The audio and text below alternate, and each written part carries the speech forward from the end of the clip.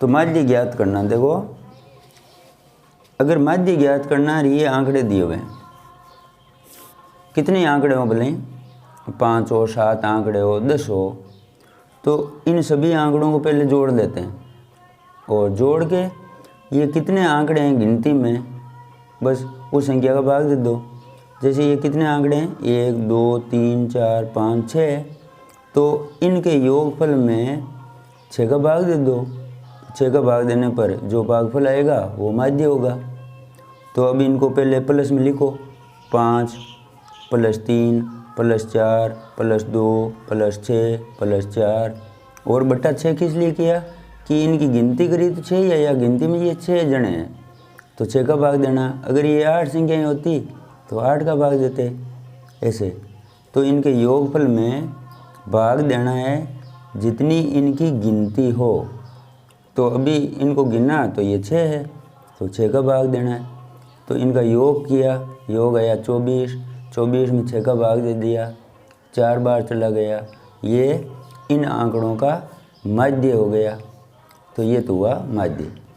अब अगर आंकड़े दिए हुए हैं और उनका माध्यक निकालना है, माध्यक निकालेंगे तो देखो जो दिए गए आंकड़े होते हैं उनको पहले आरोही क्रम में लिखो।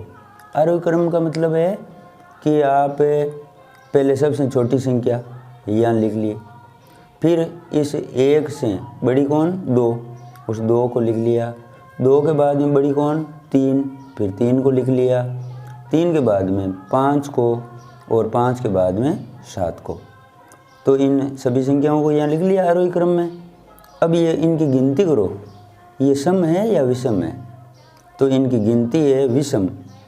गिनो इनको 1 2 3 4 5, तो 5 विषम है ना, तो इनकी गिनती विषम आई है। इसलिए बीचों बीच जो संख्या है वही माध्यक होगा। तो ये माध्यक निकल कर आ गया 3, ये उत्तर हो गया माध्यक का। और यदि इन आंकड़ों को गिने और गिनती इनकी सम आवे, जैसे यहाँ है इस साइड में देखो, जैसे इनकी गिनती करो 1 2 3 4 5 6, तो 6 सम संख्या है, मतलब इनकी गिनती करी, गिनती सम में आई। तब क्या होगा, करना तो वैसे ही है, आरोही क्रम में पहले लिखो। जैसे सबसे पहले छोटी संख्या लिखी 1, फिर 2 को लिखा, ये 2 लिख लिया, और 1 2 और भी है ये, तो इसको भी यहाँ लिख लिया।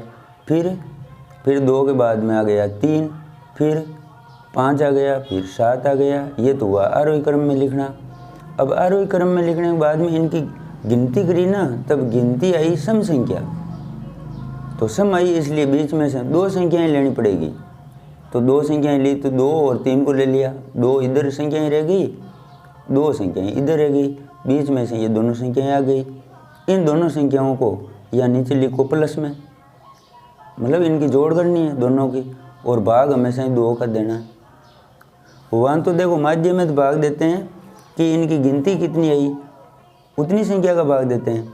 यहाँ माध्यक में अगर सम है संख्याएँ, सम संख्याएँ मतलब इनकी गिनती सम में है, तब बीच में से जो दो संख्याएँ आती है उन दोनों को जोड़कर 2 का भाग देते हैं। तो इनकी जोड़ हो गई 5, 5 में 2 का भाग दे दिया तो आ गए 2.5, यानी 2.5 बार भाग चला गया।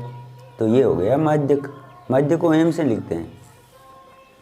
अब मान लो आंकड़े दिए हुए हैं, बहुलक पूछ लिया परीक्षा में, तो बहुलक में ये आंकड़े दिए हुए हैं, अपने को बहुलक ज्ञात करवाना है।